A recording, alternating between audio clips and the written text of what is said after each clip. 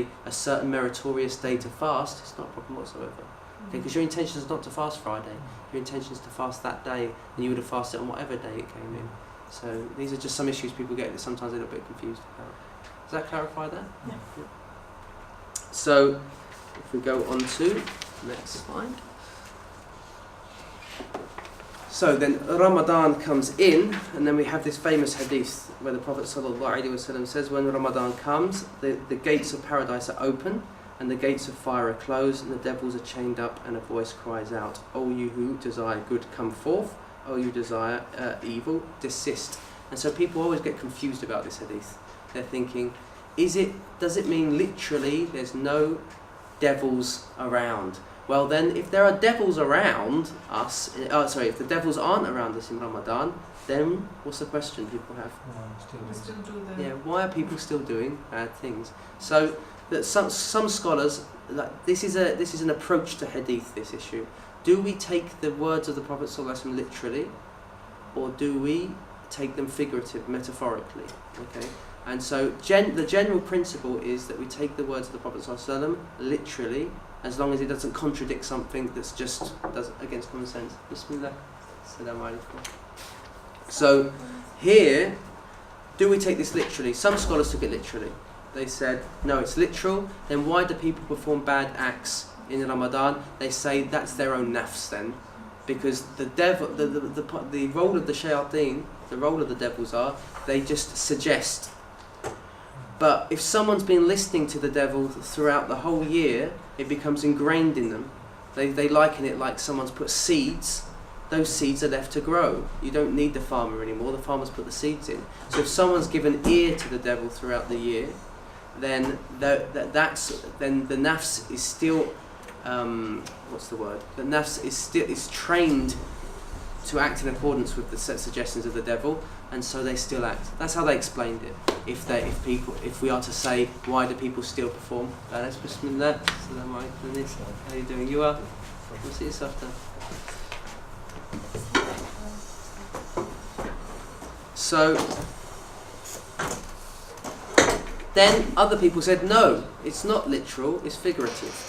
And so what they mean by this is there's more opportunities for good.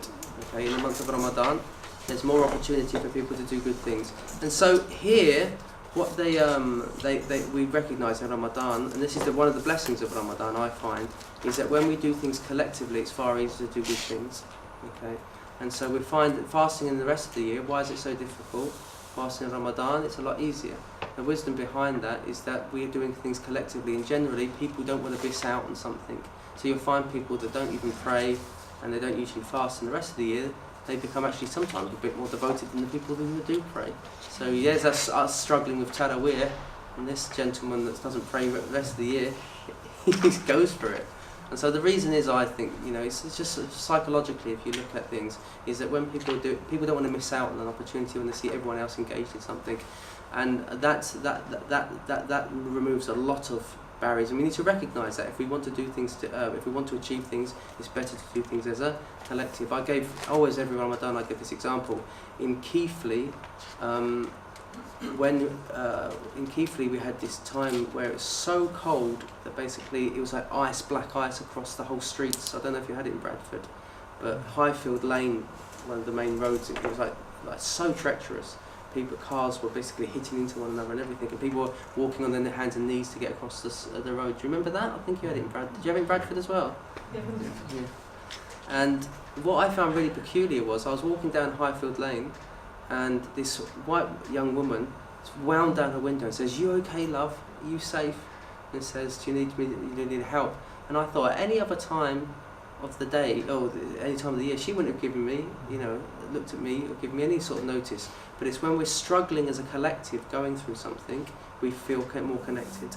And so that's one of the main lessons of Ramadan, I think, is that when we're struggling together and we're doing something with a focus, we achieve so much. And so it's really important, if we ever want to do community work, is that we realise that people need to feel like they belong to a large community of people all focused on one thing. And generally you get people more effective, there's more effect.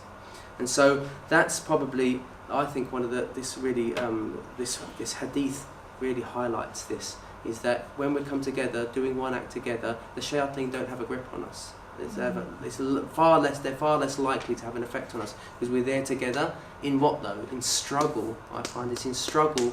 Like we had the floods in Keighley as well, where people's houses were ruined.